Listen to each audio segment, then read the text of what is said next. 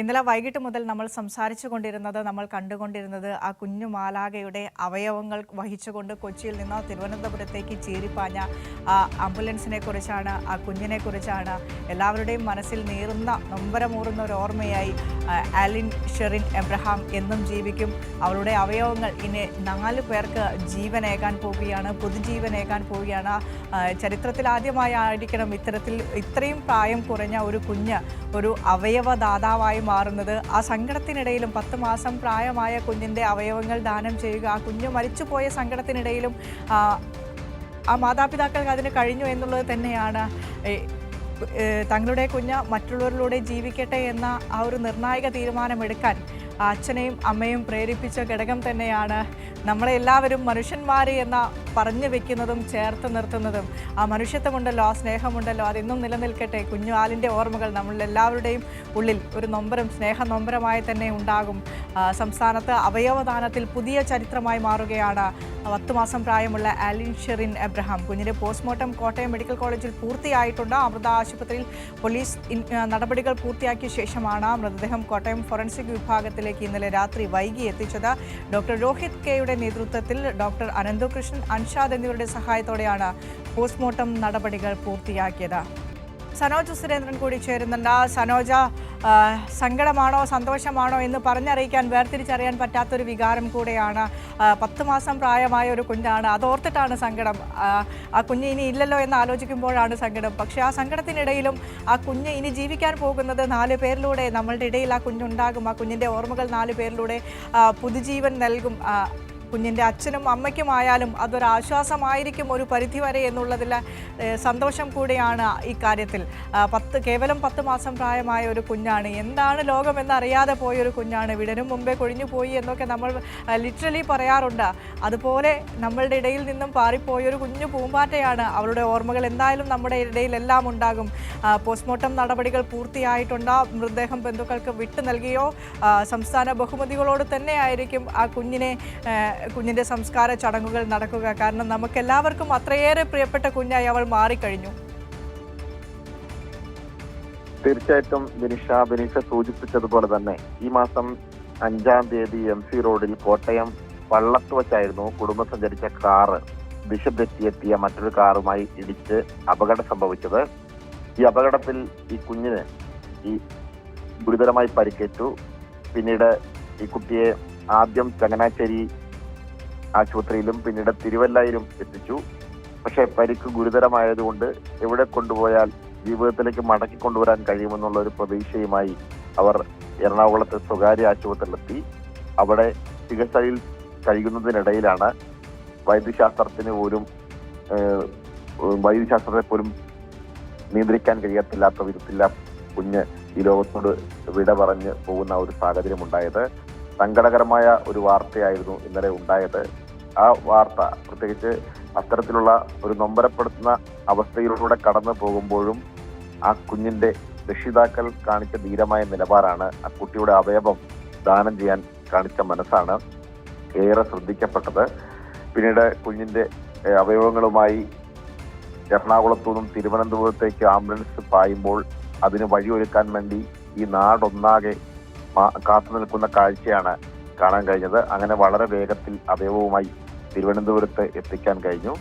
ഇതിനിടയിലായിരുന്നു കുഞ്ഞിന്റെ പോസ്റ്റ്മോർട്ടം നടപടിയുമായി ബന്ധപ്പെട്ടുകൊണ്ടുള്ള നടപടിക്രമങ്ങൾ നടന്നത്.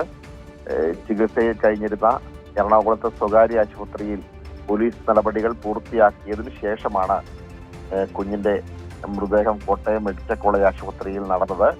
രാത്രി 11 മണിയോടുകൂടിയാണ് മൃതദേഹം കോട്ടയം മെഡിക്കൽ കോളേജിൽ എത്തിച്ചത്.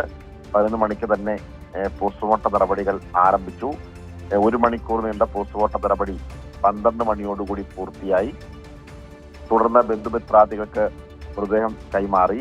ആദ്യഘട്ടത്തിൽ കോട്ടയം മെഡിക്കൽ കോളേജിൽ തന്നെ പോസ്റ്റ്മോർട്ടം നടപടികൾ പൂർത്തിയാക്കിയ ശേഷം മൃതദേഹം സൂക്ഷിക്കുമെന്നും ഇന്ന് അവിടെ പൊതുദർശന ചടങ്ങുകൾ ഉൾപ്പെടെ ഉണ്ടാകുമെന്നും അറിയിച്ചിരുന്നു. ബന്ധുമിത്രാദികൾ പോസ്റ്റ്മോർട്ടം നടപടികൾ പൂർത്തിയാക്കിയതിനു ശേഷം തങ്ങൾക്ക് നാട്ടിലേക്ക് മൃതദേഹം കൊണ്ടുപോകണമെന്ന് അറിയിച്ചതിന്റെ അടിസ്ഥാനത്തിൽ രാത്രി 12 മണിയോടുകൂടി പോസ്റ്റ്മോർട്ടം നടപടികൾ പൂർത്തിയാക്കി. 12:30 ബന്ധുമിത്രാദികൾ മൃതദേഹം ഏറ്റുവാങ്ങി. പിന്നീട് പത്തനംതിട്ടയിലേക്ക് കൊണ്ടുപോവുകയായിരുന്നു. പത്തനംതിട്ടയിലെ സ്വകാര്യ ആശുപത്രി മോർച്ചറിയിലാണ് മൃതദേഹം സൂക്ഷിച്ചിട്ടുള്ളത്. ഈ കോട്ടയം മെഡിക്കൽ കോളേജിൽ നടന്ന പോസ്റ്റ്മോർട്ടം നടപടിക്ക് ഡോക്ടർ രോഹിത് ജെയുടെ നേതൃത്വത്തിൽ ഡോക്ടർ അനന്തകൃഷ്ണൻ, അൻഷാദ് എന്നിവരുടെ സഹായത്തോടെയാണ് പോസ്റ്റ്മോർട്ടം നടപടികൾ പൂർത്തിയാക്കിയത്. കുട്ടി മരണത്തിന് കീഴടങ്ങിയ അപകടവുമായി ബന്ധപ്പെട്ടുള്ള കാര്യങ്ങൾ അന്നു മുതൽ തന്നെ ഈ നാടൊന്നാകെ കുഞ്ഞിനെ ജീവിതത്തിലേക്ക് മടക്കി കൊണ്ടുവരാൻ വേണ്ടിയുള്ള പ്രാർത്ഥനയിലായിരുന്നുവെങ്കിലും എല്ലാവരെയും സങ്കടക്കണ്ണിൽ ആഴ്ത്തിക്കൊണ്ടാണ് മരണം സംഭവിക്കുന്ന സാഹചര്യമുണ്ടായത്. സംസ്കാരവുമായി ബന്ധപ്പെട്ടുള്ള നടപടിക്രമങ്ങൾ നാളെ ഉണ്ടാകുമെന്നാണ് അറിയാൻ കഴിയുന്നത്.